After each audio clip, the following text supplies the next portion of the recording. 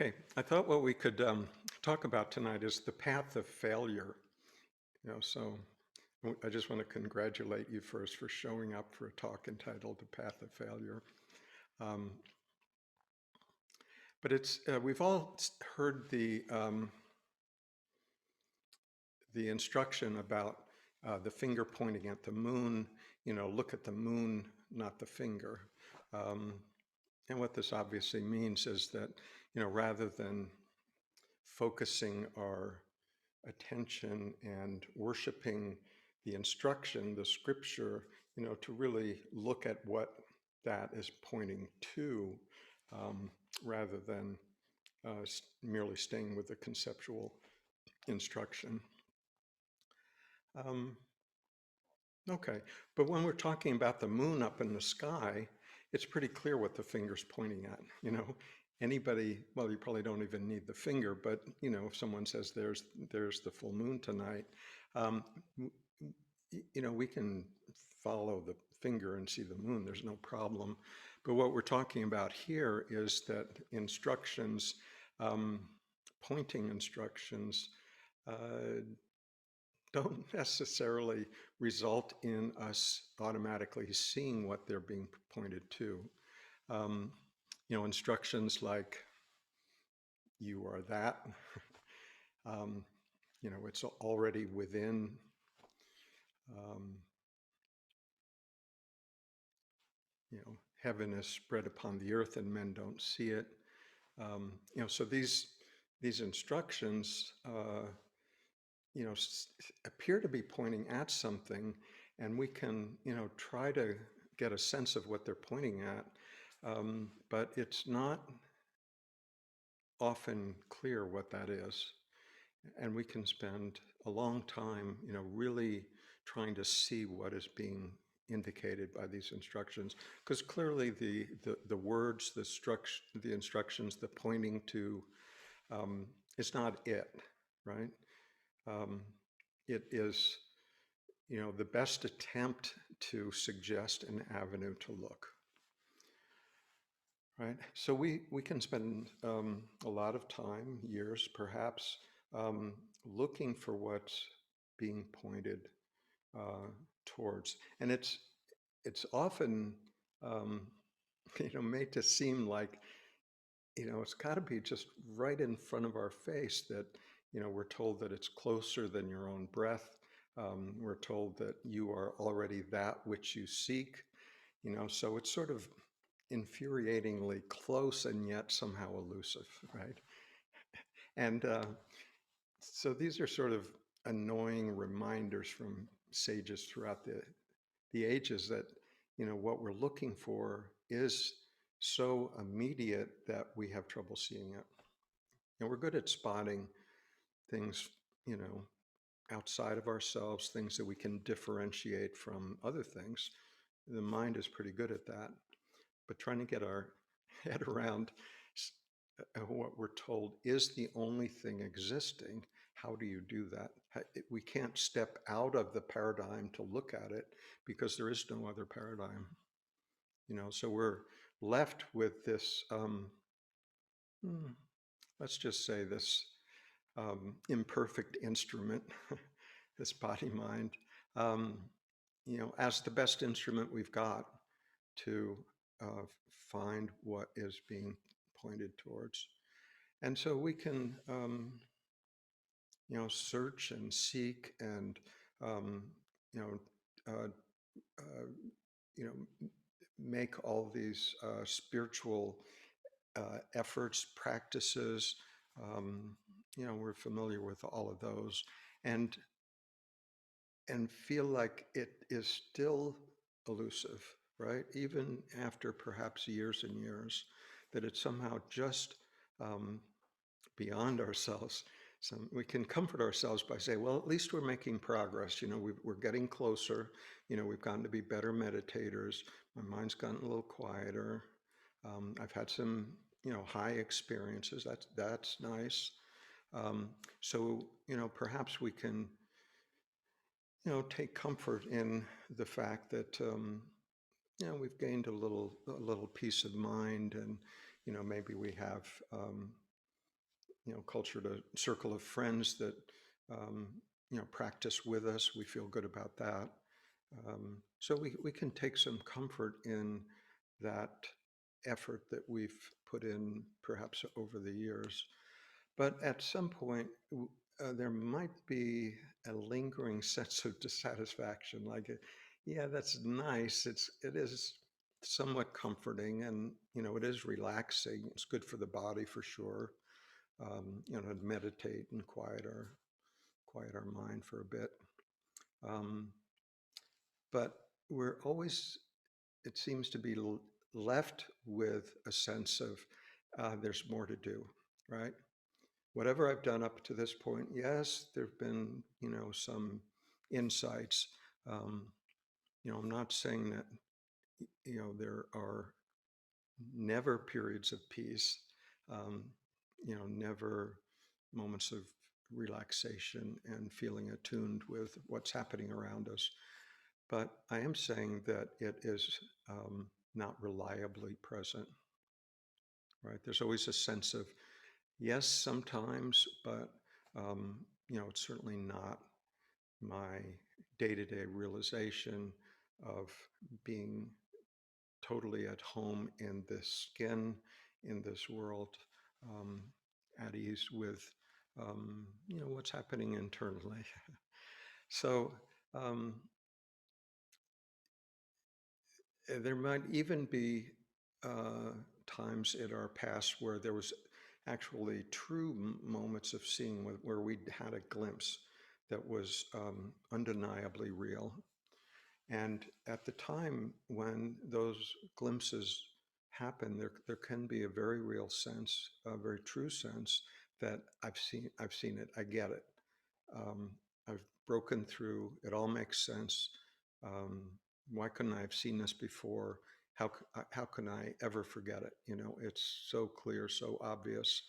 Um, and yet it seems like much more often than not, uh, that clarity um, tends to fade over time.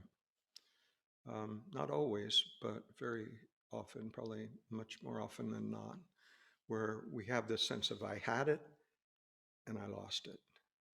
And in some ways, that can be even more painful than the sense of never having seen it, because there's somehow the sense of I was there, and then somehow I failed to hold on to it. I failed to retain that clarity of seeing. And um, what many people do is hold on to the hope that um, clarity will come back in that same way again, sometime, and maybe not this moment, but sometime in the future. So we can hold out this hope, whether we've had um, that level of clarity at any time in the past or not. We can hold out the hope that we're making progress, we're on the path, um, and it can take the form of there's still more to do, right? I still have to understand more, right? I still have some things to fix. I still have some shortcomings to work my way through. Um, Maybe we have a belief in karma that we have to do something in order to um, entitle ourselves to um, be what we are. So there's this sense of time gets introduced, like it's not here now, I know that, but if I work on these certain things, then that's the path. That's where I'm going.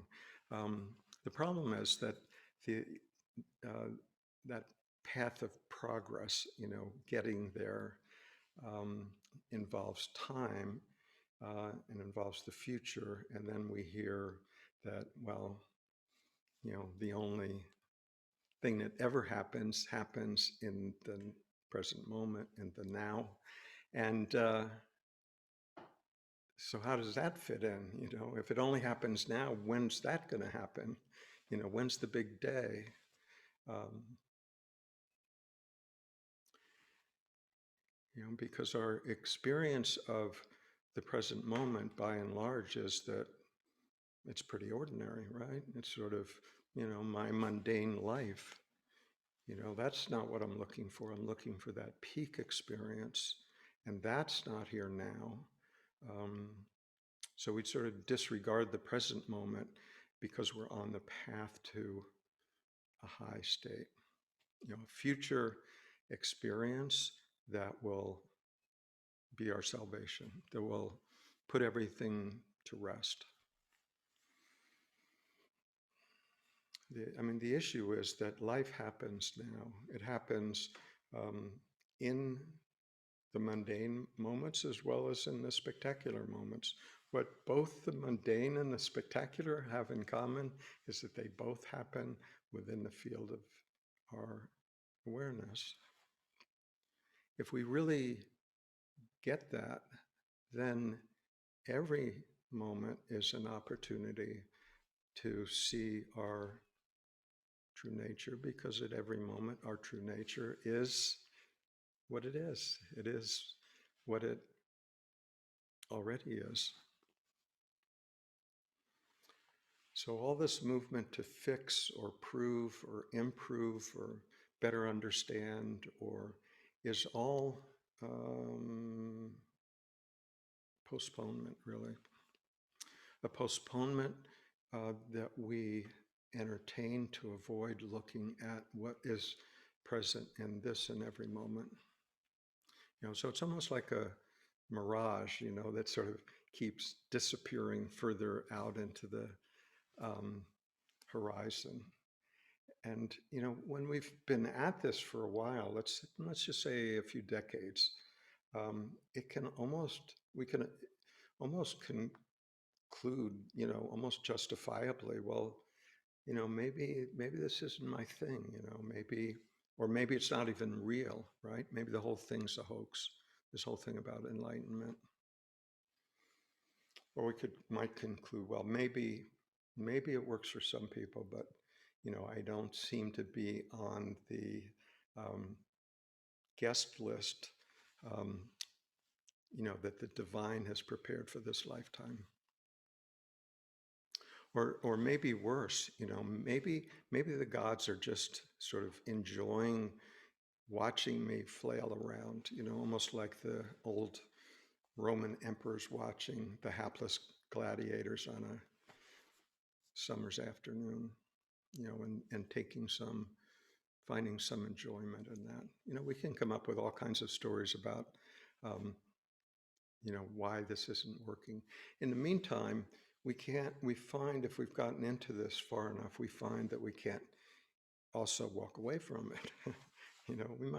We might try to do that, but then, we're still left living this life and still trying to derive some meaning and purpose and happiness from it. And so we're still back into the same game, whether we view it in spiritual terms or in worldly terms, it's really all the same, really all the same seeking, right? Seeking to make sense of it all. So this sense of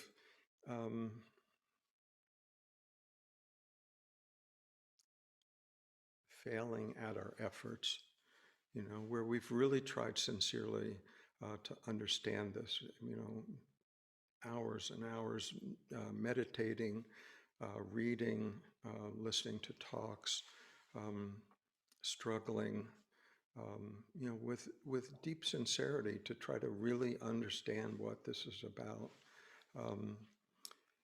And we can easily feel like there's this sense of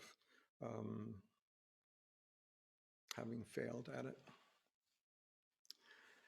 But I'd like to suggest that that sense of failure is as it should be. Just if we could consider the alternative, like, I'm getting really good at this. I've got this mastered. I know where I'm going. Can you feel the sense of separate self, the egoic self at work there? I've got this thing handled, I know how it works, I know where I'm going, I know where it'll lead to. So that sense of separate self is what um, life is trying to dislodge from our belief system. Um, the whole spiritual journey could be characterized as a source trying to pry the steering wheel out of our hands. The steering wheel obviously is, um, our sense of I'm in charge here, I'm in control, I am the doer of my deeds and the thinker of my thoughts, and that's what I am, right? And that's precisely the sense of separate self that we're talking about, that life is trying to dislodge from us, that belief in that concept of a separate, independent, personal self, um, walking around in a great big external objective world, right? A world that will exist before and after us, and that we're just this um, tiny organism here for a short time walking around in that world. That's the consensus reality. And that reality, that consensus reality, is something that we've been exposed to our entire life. And now to even consider the possibility that that may not actually be true feels very threatening, right? Because we are so identified with being this separate, independent organism apart from the world, that any suggestion that that is an illusion feels life-threatening. It feels like our very life is at stake if we were to consider the possibility that what we truly are isn't a separate entity. Yes, we have a body. Yes, we have mind. Yes, we have thoughts. Yes, we do things. Yes, we have a personality. But there's just not an internal entity. There's no higher, improved self there that is the one controlling all of that. When we really get down to looking at how that body-mind operates, what we discover it is surprisingly mechanical, highly conditioned in our thoughts, conditioned in our speech, conditioned in our personality, conditioned in our actions, conditioned in our preferences. That we can see.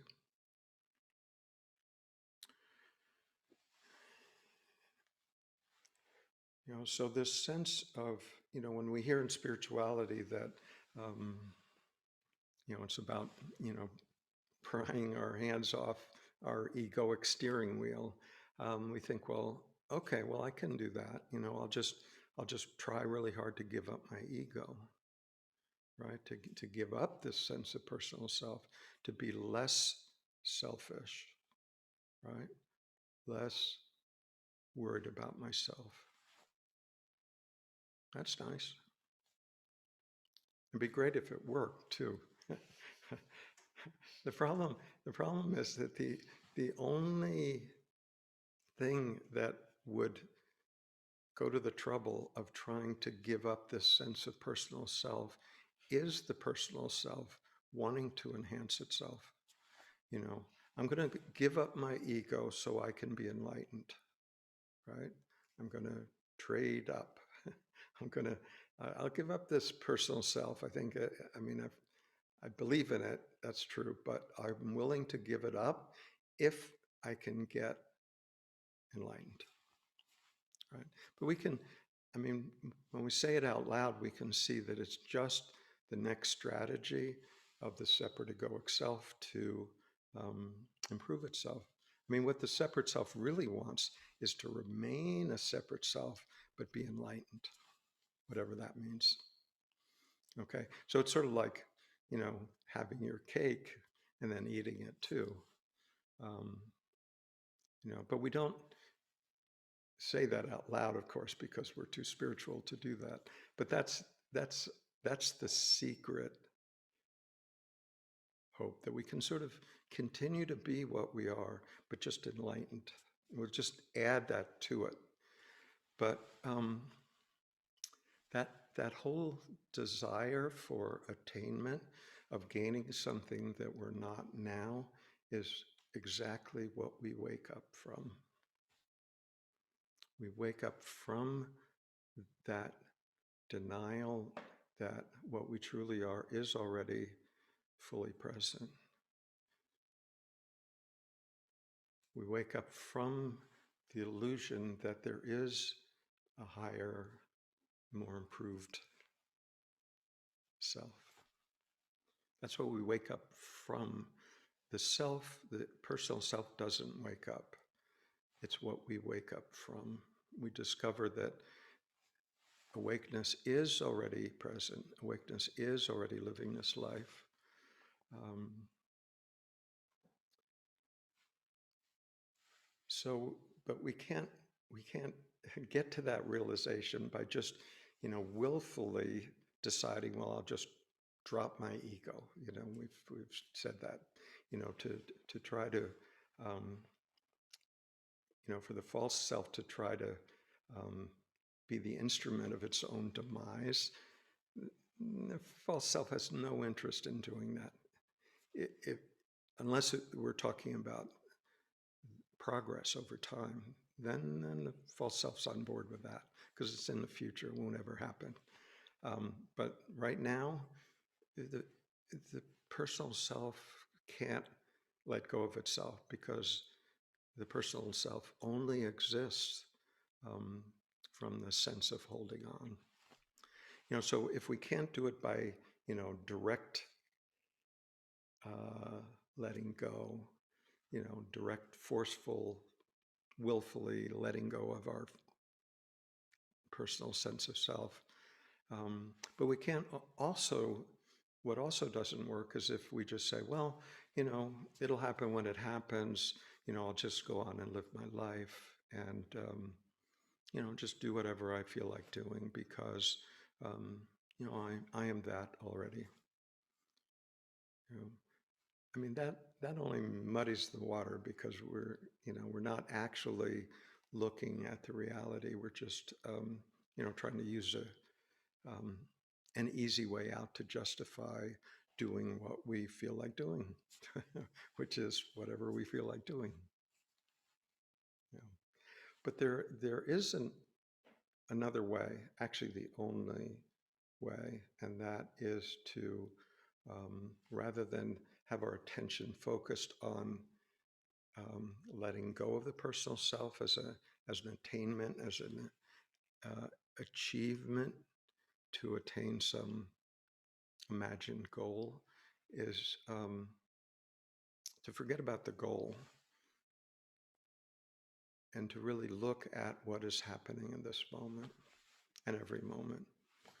Not that we have to do it continuously, but may require a certain amount of effort. Actually, might require considerable effort, as all things worthwhile tend to do. So in this case, the effort is allowing what arises to arise and to stay present for it, to notice it, to notice our thought patterns, to notice our behavior, to notice how we interact with others in the world, to notice when we get angry, to notice when we get depressed, when just notice whatever's going on.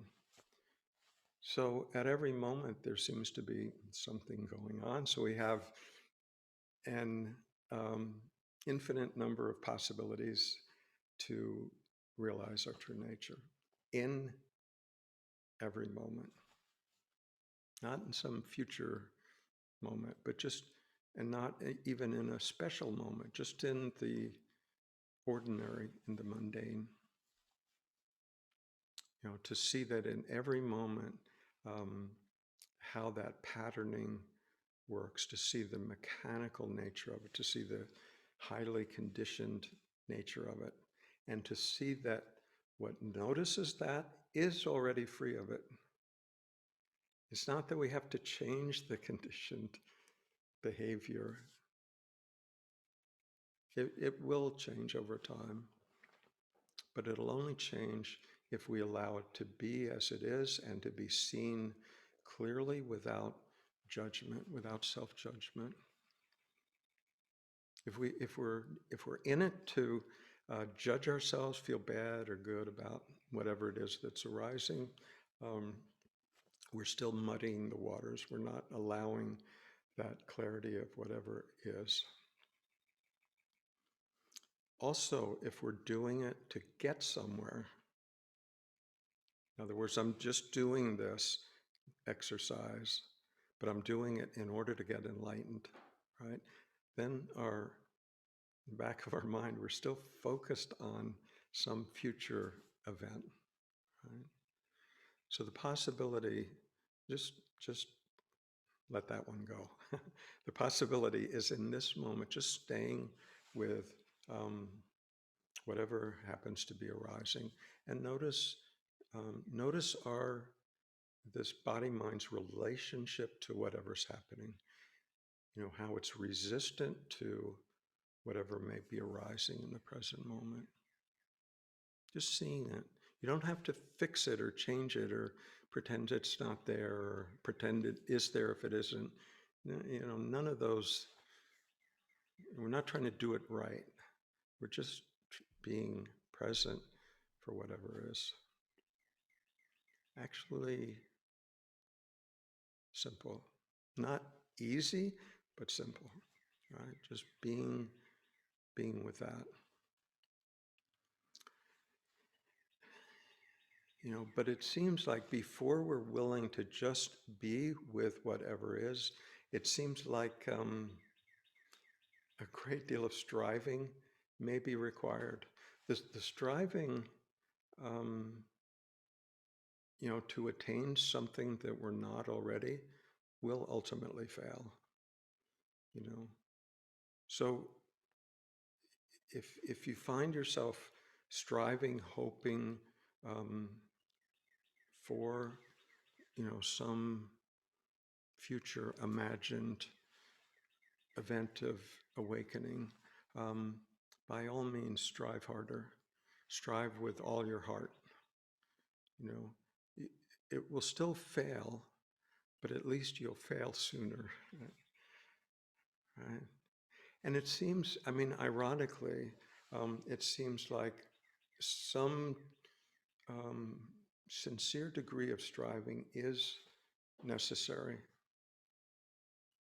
It'd be nice if that wasn't the case, and doesn't even necessarily have to be the case. It depends on how tightly we're holding on to what we think we know about ourselves and about how the world works.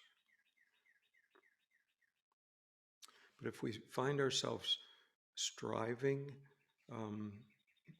efforting, trying to fix ourselves, trying to understand, trying to get somewhere, trying to improve ourselves, by all means, strive hard.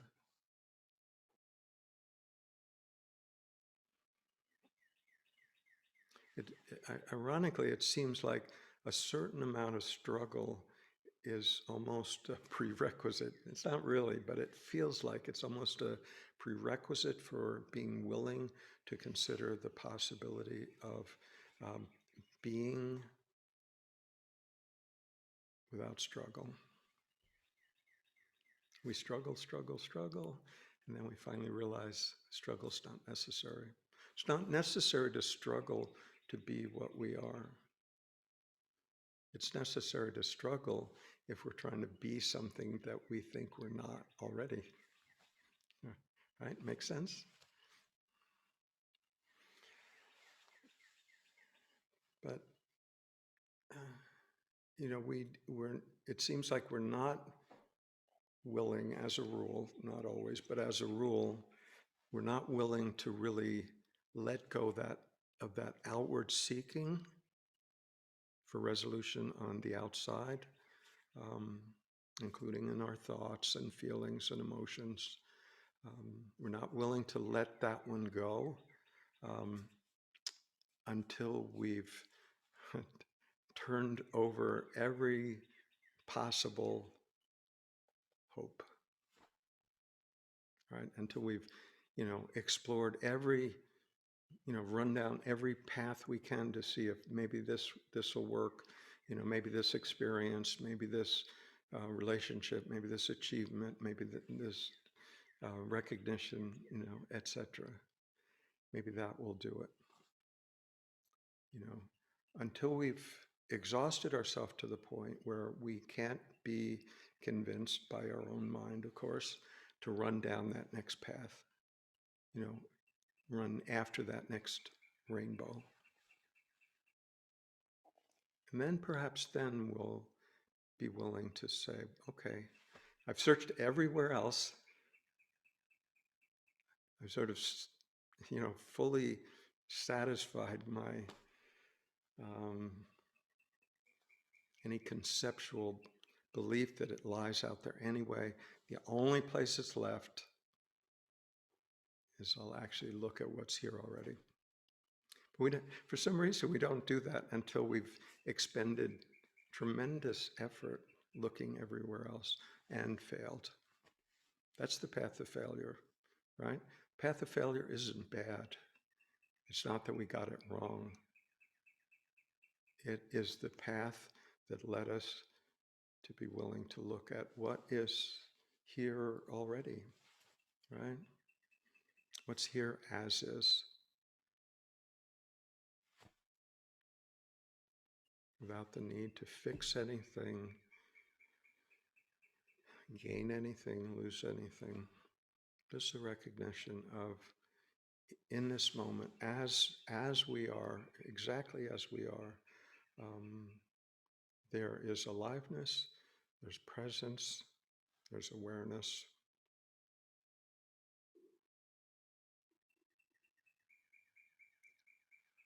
Within which all of life is happening.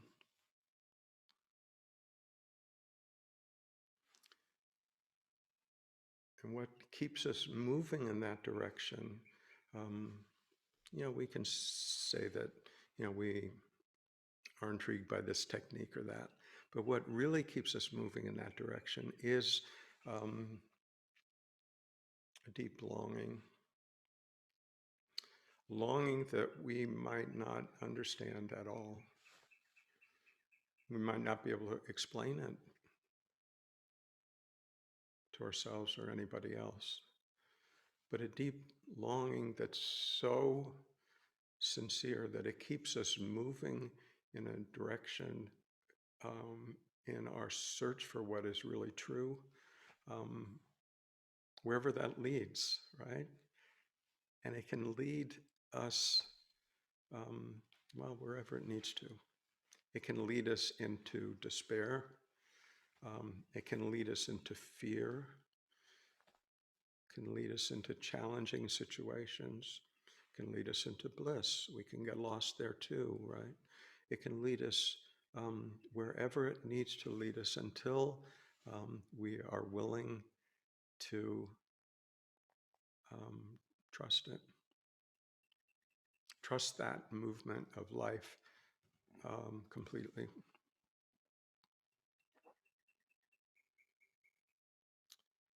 Where we can see that that direct experience of life is far more vital than any concept that we could possibly have about it. It's also far more vital than any ideas that we may have about how we can manage it, how we can stay in control, right? Imagine control, not real control.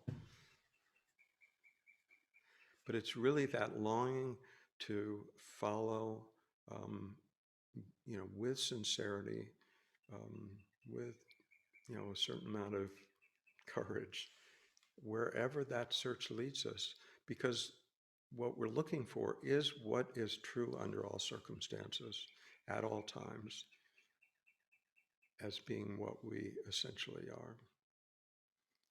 So that can't be an experience. All experiences come and go. Can't be a philosophy, right? All philosophies are ultimately concepts about life and consequently are always less than life. Life's always going to be bigger than any concept we might have about it. So this sense of failing, failing to get what we want is very much on the path. It may not be that enjoyable, but it may be essential to really undermine whatever residual hopes we might have of um, achieving this for ourselves. It's ultimately not about ourselves as separate individuals. It may start out feeling like that, but ultimately it's about something much bigger than that, a discovery that what we actually are isn't limited to this separate body-mind. The separate body-mind is within what we are, as is everything else, actually.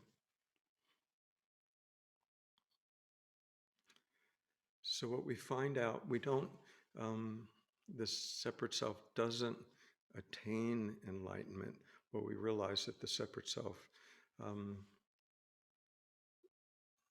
is an imposter, a figment of our imagination, and never was. That's what we wake up to, just that realization that it's not that the separate self wakes up, it's that we realize that the separate self never actually existed, only existed as a concept that we fervently believed.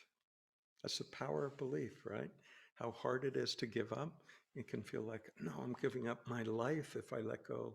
If I just take my hands off the steering wheel, it'll, be the same as giving up my life. That's how strong that belief is. So this movement to become what we already are, it's not something that we do, right? We can't try to be what we are. That it would, whatever we tried to do to be what we are would take us away, would be inauthentic, right? It's sort of like, a tulip, let's say, trying a tulip, deciding, I'm going to really try really, really hard to be a tulip, you know, what would it, what would it do? Any, any belief that it had to do anything to be what it by its own nature already is would only would only confuse the matter, would only, take it far into, some conceptual la la land. The tulip is what it is. Also we are what we already inevitably are. But it's so close that we don't see it. It is already the case, already fully the case. It's not an attainment, it's a recognition.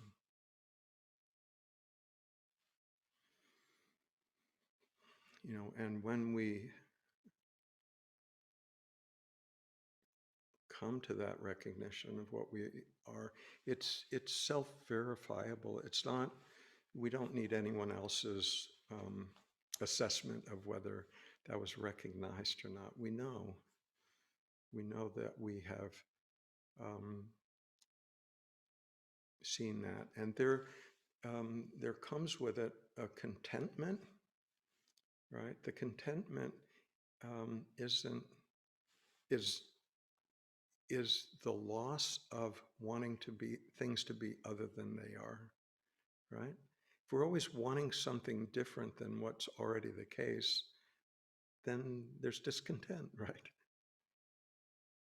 So there's just a dropping of the belief that there's something that I'm lacking now that I can attain at some point in the future, right? It's just the dropping of that belief. Our tendency is to hold on to the belief, till the bitter end. It's almost like the person on the Titanic that, um, holds on to every possible belief about how,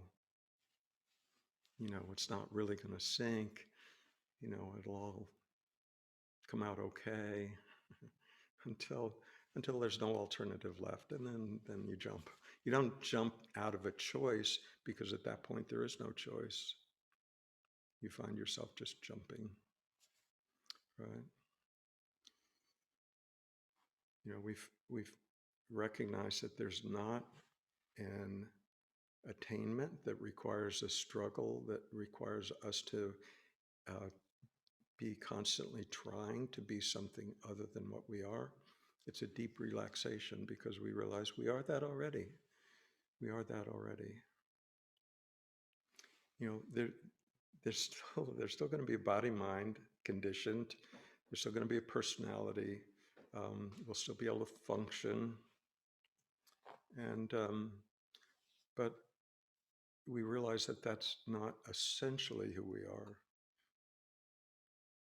We can still, you know, act, function through this body-mind, probably better, because we're not all wound up in thoughts about how things should be or could be. So we can still function through that. We'll still have a personality. We'll still have our preferences. All that's okay, right? As long as there is a deep recognition of what we truly are, is this awareness, right? This field of awareness that we actually are already. Right? So we can look at this, body mind as a, sort of a results-seeking organism. That's what it does. It's always trying to make itself happy, always trying to arrange things, for its benefit. Arrange things so it stays out of trouble as best it can. Maximize pleasure, try to gain. You know, maybe. Maybe enjoys being altruistic. That feels good too. So but the movement is, I, I'm going to gain something for myself. That result driven function of this body mind is what drops away. You can't drop it away, because that's what it is. That's what we've thoroughly conditioned it to be. That's what society thoroughly conditioned us to be. But we can see it clearly, just see it with clarity, without judging it, and without trying to change it, and without doing it for the purpose of some future gain, just on its own merits.